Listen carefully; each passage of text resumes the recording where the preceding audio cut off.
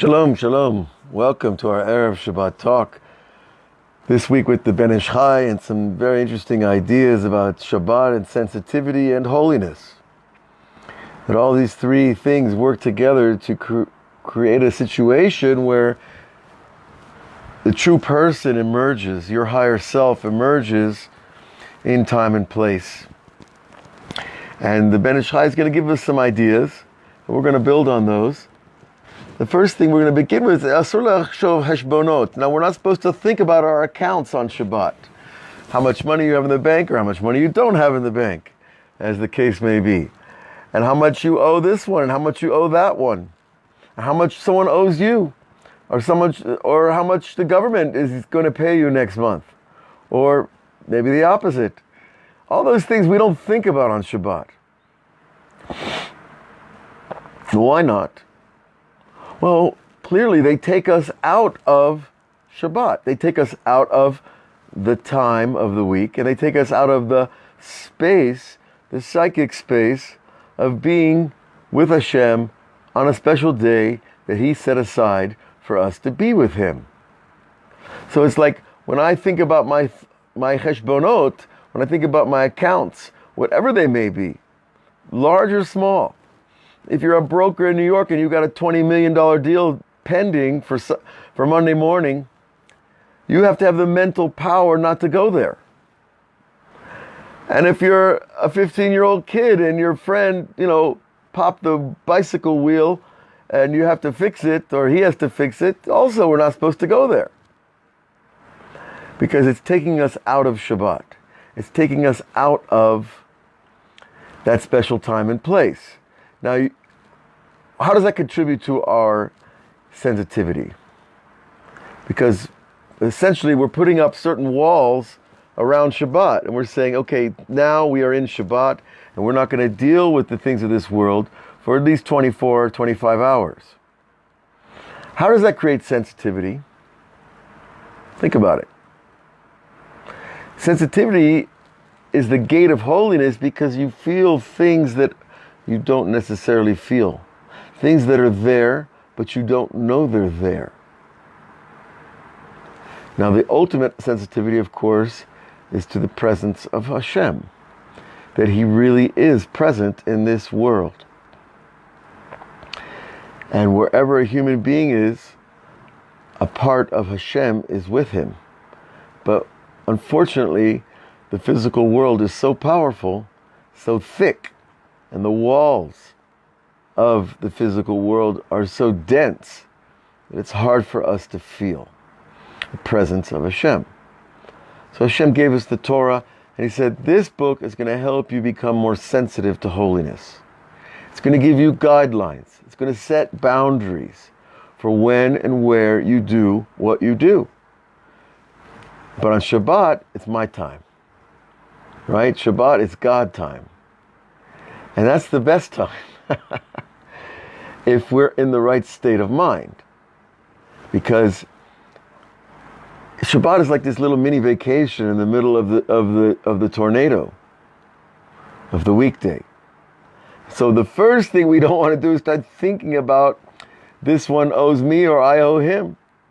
Or I have to take care of this and that and this and that on Sunday or on Monday. Now, of course, there are diukim, there are specific details that we're going to mention that do have pertinence. The main one is if it has something to do with Shabbat itself. For example, you loaned your friend your nutcracker, and now you need the nutcracker for Shabbat. You're allowed to ask him to bring over the nutcracker. Now, let's say, because obviously a nutcracker is used for eating walnuts, let's say, and those are permitted on Shabbat, of course, to break them with a nutcracker, because that's the tool's purpose for Shabbat. But let's say you open up your walnuts with a hammer. Okay, you don't have a nutcracker. You have a hammer that you use to open up the walnuts. That reminds me of a nice memory. My grandfather used to pop open the walnuts with his bare hands. So, I guess he didn't need a nutcracker. But the problem is now I'm going to ask my friend at shul, can you bring over that hammer that you borrowed? Now he used the hammer not for nuts. He used the hammer for driving nails. But for you, it's your nut-cracking hammer. Is he allowed to bring it over to you? So you see how subtle it gets. Because I don't want him to have to handle something that's muksa for him. And for me, it's not, but yet I'm causing somebody else to do something that we'd rather not them do. So on a good day, you'll just let that thing go, let that hammer go, and try to get, find another way to open up the walnuts. But this is just an example of one very important deep principle in Masechet Shabbat throughout, is your zikah, your connection to the thing. That when you are connected to the thing, then we're not allowed to talk about it on Shabbat. For example, I bought a new car, right? I want to tell my friend, I just got a new Jaguar. Wow. Right? I want to brag.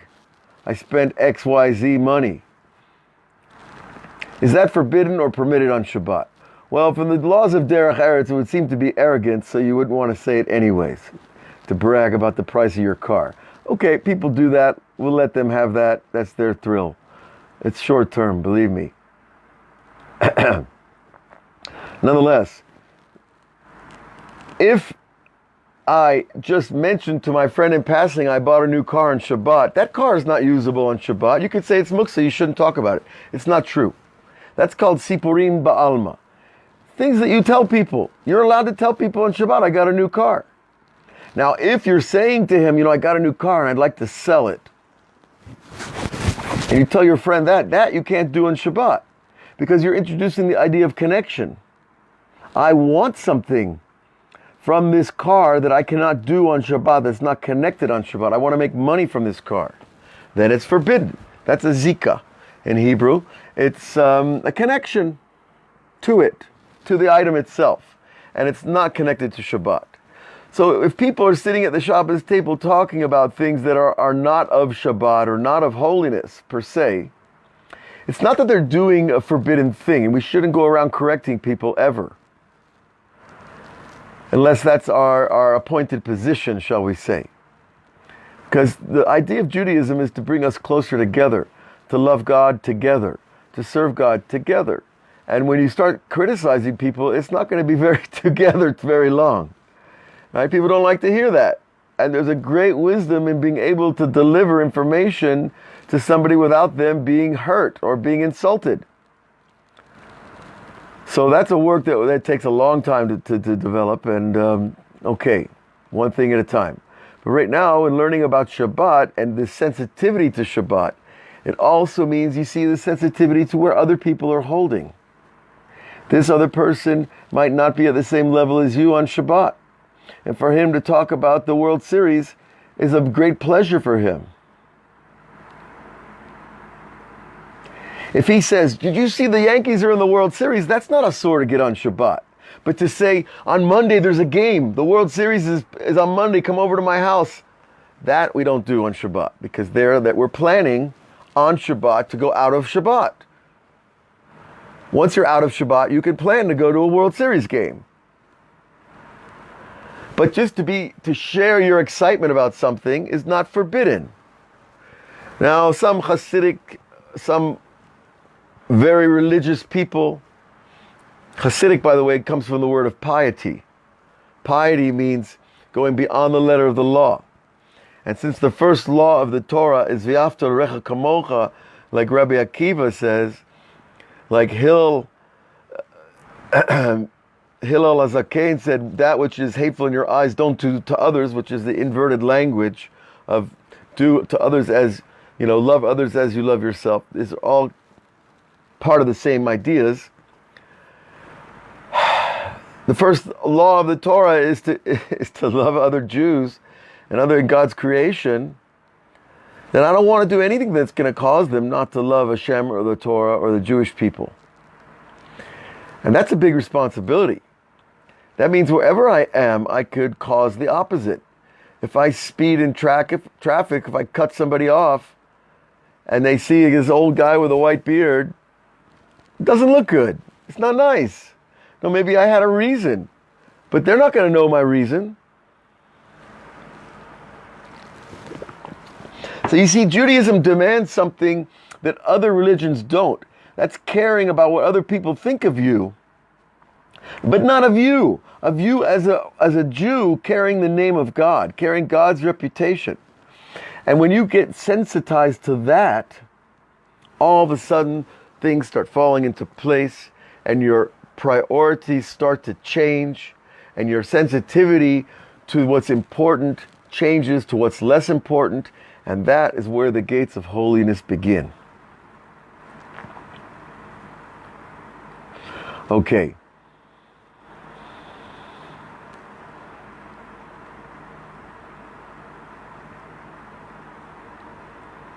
Now, it's also the Rav Ben Ish Chai tells us, if I buy a new car and I know my friend wants to buy one too, then I can't tell him, oh, I just got this new Jaguar, there's another one on sale. That's forbidden, because I'm taking myself and him out of Shabbat, because I know he wants one. But if I know he's not going to buy one, and that's not the Inyan, people say that to their friends all the time. Oh, I got a new chainsaw. Let's go out in the, that's fine. Let's go out in the forest a Sunday morning and cut down dead trees. We don't say that. Again, it's the Inyan of time and place and purpose. Now, if I know that my friend wants to borrow that chainsaw for after Shabbat, can I tell him I have one? It's a question. If you know that he's not going to answer, if you know that his mind is so attached to Shabbat and you say it, I got a new chainsaw, and it's not going to take him out of Shabbat, then there might be a side to say that you're just excited about your new chainsaw. But if you know that he's going to start thinking about that weekday work because of your comment about a new chainsaw, you don't want to say it. Again, because I'm already thinking of where the other person is at. And that is, my friends, another of the gates of holiness.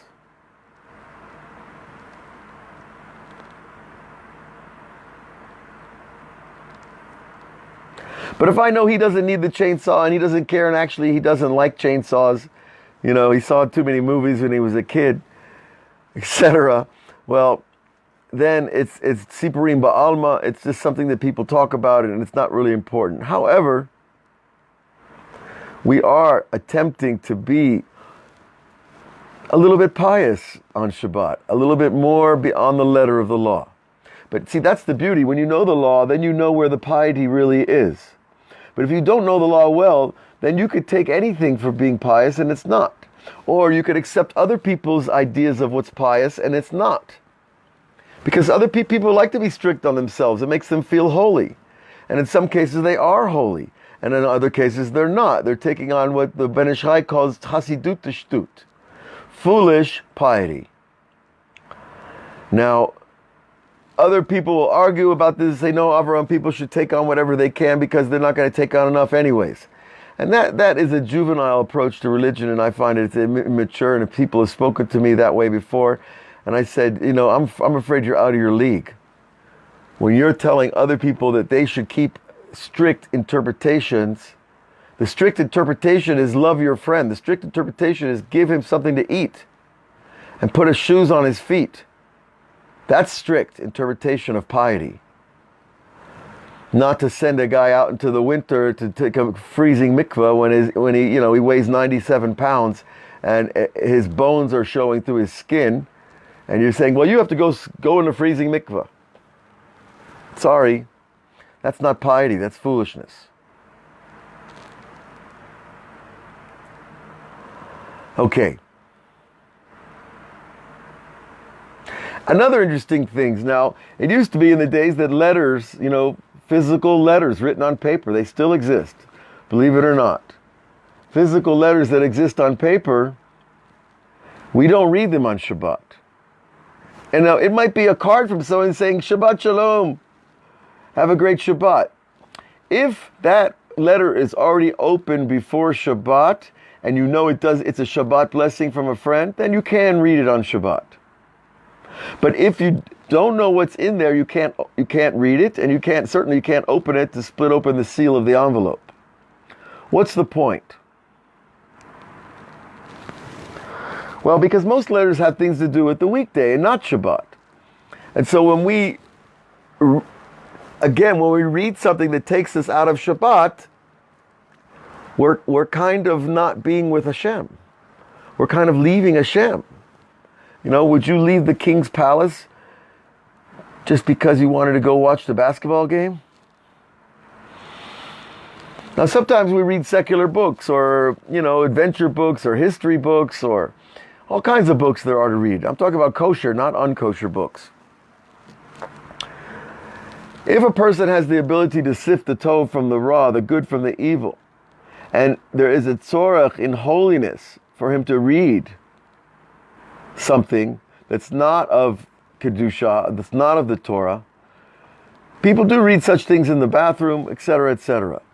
But again, a person has to be really, really honest with himself if this book is taking me out of Shabbat. You know, a guy likes to race cars, or another guy is an archer, or a guy is he raises livestock, and he wants to read about the newest treatment for sick sheep. You know, there's such a thing, sick sheep manuals. And God forbid the diseases that could come on your favorite puppies. Okay, it's not really to do with Shabbat, but it's certainly permitted to read in the bathroom. Now, outside the bathroom, I don't know. If it's going to take you out of the Shabbat space, it's not kedai. It's something that we should try. Rabbi Akiva says that anything you can do before Shabbat, you should do before. Okay, and it's a real questionable thing. Now, if you say, well, your dog is sick, are you allowed to save your dog's life on Shabbat? No, that's an interesting idea. It's a mitzvah to save a person's life, even if it's a doubt whether their life's in danger. Maybe they're fine and they're just acting. I don't know. Maybe they have a case of hypochondria. Or maybe they have a cold, and for them the cold is like, the swine flu. It's going to kill them. I don't know. These cases are all individual, and that's why we have a Rav, and that's why we have to ask a Rav. And if we don't have a Rav, we're really in trouble, because the cases always seem to come around when you don't have someone to ask. You ever notice that? But we also have Sfarim translated into many languages that can help us. But can you break Shabbat to save your pet's life? It's a very interesting question. I never asked it to myself before. Now, nowadays we have, if it's a seeing eye dog for a blind person, I would imagine, I'm not sure, it's a question. Because that seeing eye dog is that person's eyes. And it's extremely valuable to him. And they're not easy to come by. And they're probably very expensive. And then it also depends on how the Shabbat is being broken.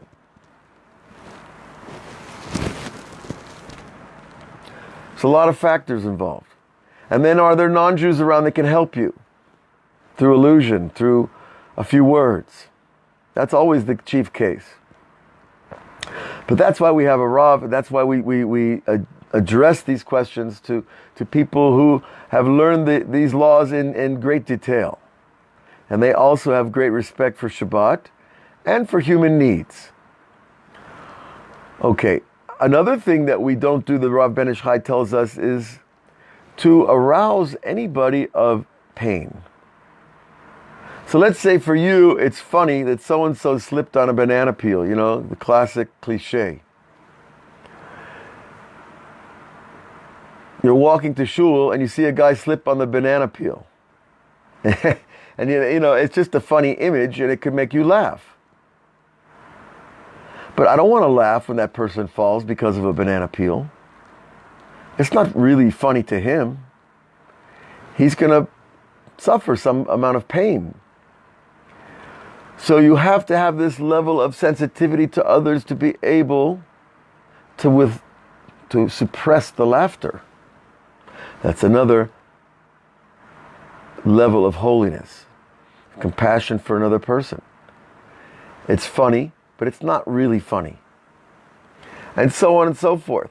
If you tell a joke that you think is funny at the Shabbos table, ha ha ha, but the other person doesn't think it's a funny joke, he's insulted by the joke, you're not supposed to tell that joke. The laughter is not worth the insult. When you malbim panei chavero berabim, when a person embarrasses his friend in public, he's chayav mita. He takes away from his world to come. Now, when you tell a joke on Shabbat, does that give you the world to come? Highly unlikely. Unless the person is so miserable he wants to die, and you tell him a joke and it makes him laugh and it restores his desire to live, then you might say that joke was a very valuable joke. But in most cases, I don't think that happens. And nowadays, with the politically correct speech, everybody's sensitivity is heightened to racism, to off-color remarks, to chauvinism, all kinds of isms. I know there's a good side to all that politically correct speech, because it does make people more sensitive to the honor of other human beings, and that's a good thing. Now the problem is that that people take the idea of politically correct speech and they distort it, and they exaggerate it, and then they use it for manipulation and control and power. And that is the way of the klipot. They take something good and they turn it bad. You know, this subject is worthy of a whole shiur on itself. But I don't think we're going to get there today. But nonetheless, understand that the first rule is that we are images of God. We are created in God's image, and we need to be aware of that every moment that we can. Halavai all day long. Because the awareness of the fact that human beings are made in the image of God is showing God honor through His creation. And that honor is where the Shekhinah resides. And that's the gate of holiness. So when we talk about honoring other people, it's not flattery, and it's not falsehood, and it's not to win favor by showing honor to somebody because he's a rabbi or because she's a professor or whatever it might be. It's because they are an image of Hashem, and I recognize that something special of God is in that person. And that shift is all the difference, because I'm bringing God into the equation. I'm bringing the honor of Hashem into my everyday life. And when you do that, Hashem's going to honor you. And He's going to honor you with His presence. And when God honors you with His presence, things start to really open up in your heart and your mind. And you see just how much that we don't see. And you feel what we don't feel. So let's keep in mind that the purpose of the Torah is to teach us the honor of the creation, the honor of the creatures that God made. And when we keep that in mind, automatically Shabbat's going to fall into place as something that we honor. But never is it at the expense of another person. So being PC actually has a good side to it. A spark of goodness is in there. But we have to know that it's coming from a place that might be abused and misinterpreted and misapplied. And I'm speaking to myself too. You know, I grew up in the South. People made jokes about black people all the time. And you know, there's still jokes being made to this day, and there's jokes being made about every ethnic group. And it's a real work to cleanse ourselves of that. You know, it's a real work to say, you know what, this is not funny anymore. I don't like this. And just to refer to somebody by the color of their skin is kind of ridiculous. You know, look at that yellow skinned guy. Well, you know what?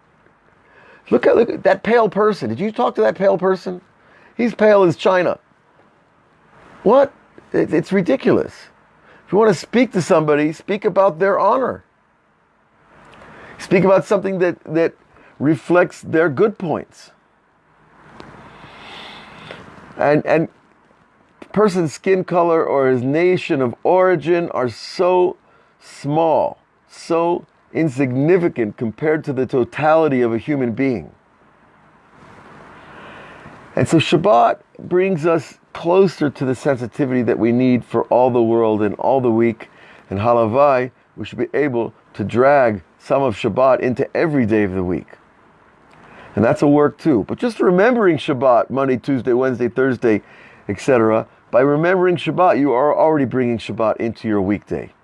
By doing something more, like buying a little candy for your kid for Shabbat, putting in your pocket till Shabbat, that's a nice thing. Or buying your wife a little present to give her on Friday afternoon. Or anything that connects Shabbat to the weekday is going to elevate your week. And then we've created more honor. And this is what we're here to do.